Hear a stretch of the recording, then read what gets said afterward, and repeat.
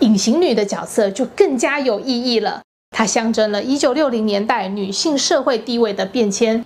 随着女性的意识崛起，拥有更多的话语权，展现自我主张。在电影中，隐形女的能力强化为足以创造防护屏障，暗示着当时女性在现实社会中的进步写照。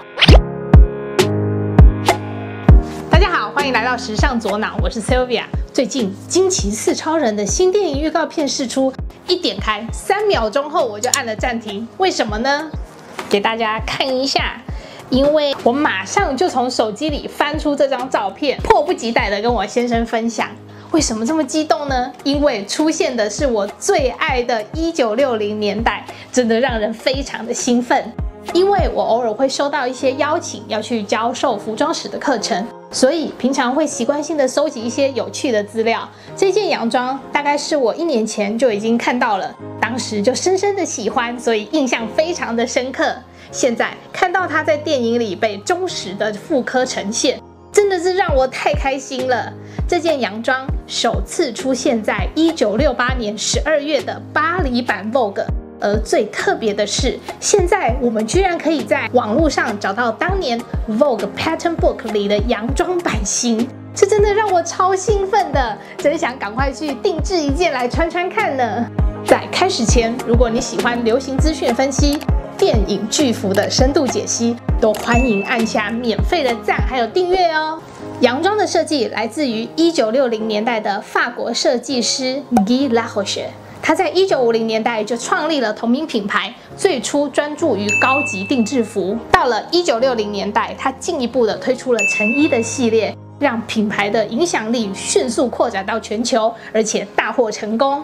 这款洋装强调的是流畅的线条和合身的轮廓，完美的展现了女性的优雅气质。设计上排除了繁琐的装饰，符合当时60年代女性逐渐走向独立与自信的潮流，完美体现了时代的时尚变革。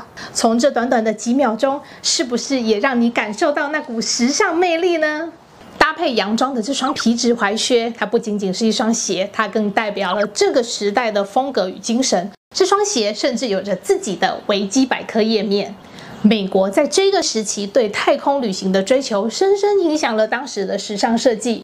因为科技快速发展，社会文化的巨变，引领未来主义风格的崛起，强调了现代感与未来感。踝靴的简洁造型和精致的工艺正完美传达这个潮流的形象，也是时尚界对未来的憧憬，象征着女性在这个时代中更加独立与自信的形象。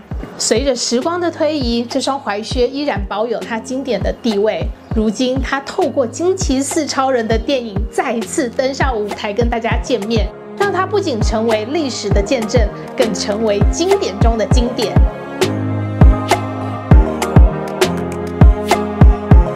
画面再拉回到前面2秒，电影中的建筑和设计呼应着1960年代人们对未来的想象，充满着乐观的憧憬，认为科技能够改善人类生活，因此展现了明亮、前卫、充满希望的这种氛围。透过这种美学设定，电影中运用了大量的雾蓝色和橘色，这不仅是美学的选择，更以蓝色系代表着高科技与未来感，橘色则代表了热情、创新与大胆实证的精神。圆弧造型建筑和家具的设计同样展示了当时备受推崇的未来主义潮流。建筑和家具开始摆脱传统的直线结构，转向为更流线型、圆弧、充满动感的设计。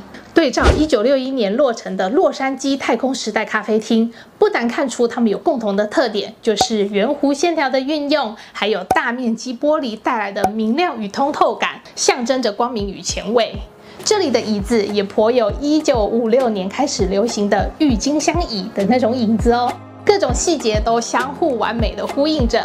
画面来到总部的外观，设计建筑展现了一种前卫又鲜明的美学风格，运用充满能量的色彩与钢铁、玻璃等现代材质，营造出科技感和未来感并存的空间。这种设计语言流露出对于科技发展的积极态度，并且以太空时代的元素为核心，让人仿佛置身于未来世界。与1962年落成的西雅图世界博览会的太空针塔相对照，一样有着流畅的线条，还有高耸的结构。不仅呈现视觉上的动感，也象征着人类对未知领域的无畏追求与突破界限的精神。从电影中的服装与场景，我们不难发现惊奇四超人它与1960年代之间深刻的联系。为什么这么说呢？因为惊奇四超人正是在1961年的11月首次登场，这个时期正是美国投入太空竞赛的热潮时刻。社会对于太空旅行的憧憬可以说是达到了巅峰，而这一股太空热情也在电影的氛围中得到了完美的呈现。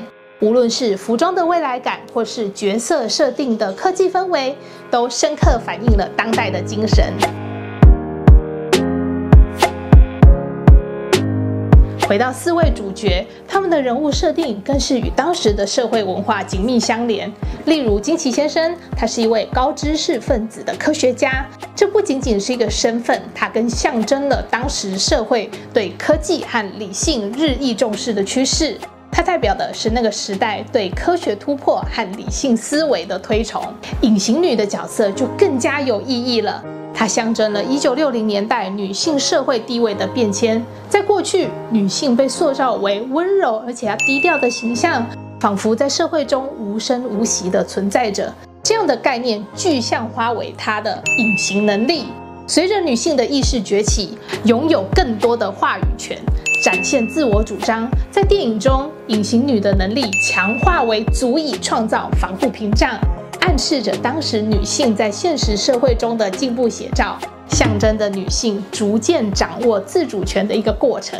强尼在团队中是年纪最轻的，代表着青春与冲动。叛逆的态度展现了1960年代战后婴儿潮世代反抗传统的价值观，追求个性与自由。他们不再愿意遵循上一代的社会规范，而是展现出一种张扬挑战权威的态度，更以火焰这种不容易控制的特性形象，影射这个世代年轻人的行事个性。石头人在漫画设定中是飞行员，他的表现优良，成为航太测试的飞行员。在太空中，他们遭遇宇宙辐射线，导致身体发生突变，全身变成岩石。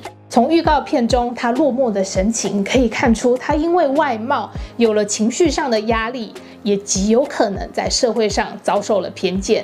这样的设定不同于过往的超级英雄有着完美人设，例如全能又无敌，只要负责拯救人类的超人。对比于石头人在面对社会争议的情境，让惊奇四超人拉近与观众的距离，让这些角色更具人性化，开创了漫威英雄的一个新世代。从短短的预告中看出，惊奇四超人是1960年代美国社会文化的缩影。从服装、场景到4位主角的设定，他们所代表的象征和意义，我们可以清晰地看见当时社会动荡和变迁。女性权益的崛起，串联到年轻世代反叛传统价值的渴望，再到人类面对偏见与自我认同的挣扎。每一个角色都在一定的程度上反映了当时社会的趋势。惊奇四超人用他深刻的角色塑造，不仅开创了漫威英雄的新风格，也为后来的作品奠定了人性化的基础，成为了流行文化中不可忽视的重要象征。在预告片中，你最喜欢的是 A. 建筑设计， B. 服装设计，或是 C. 人物角色设定呢？在这里写下来跟大家分享吧。这一次重启的惊奇四超人引起了我的期待，可能很大一部分是因为60年代的背景设定吧。看了预告片的你有什么样的感觉呢？欢迎留言和我一起讨论你的看法。希望透过今天的解析，能够和你一起看这部电影时，带着更深刻的理解与欣赏每一件巨幅背后所蕴含的时代背景与设计理念。如果你对不同电影中的服装还有更多的好奇，我这里还有一些巨幅的深度解析，特别推荐同样属于1960年代的 Queen's Gambit 后羿弃兵的巨幅解析，让我们一起深入探索这些细节，揭开那些不为人知的时尚故事。如果你喜欢流行资讯分析、电影巨幅的深度解析，请按下免费的赞还有订阅。也欢迎分享影片给相约一起去看电影的朋友哦。我会持续发布更多用有趣方式介绍服装相关小知识的影片。谢谢你的收看，我们下次见，拜拜。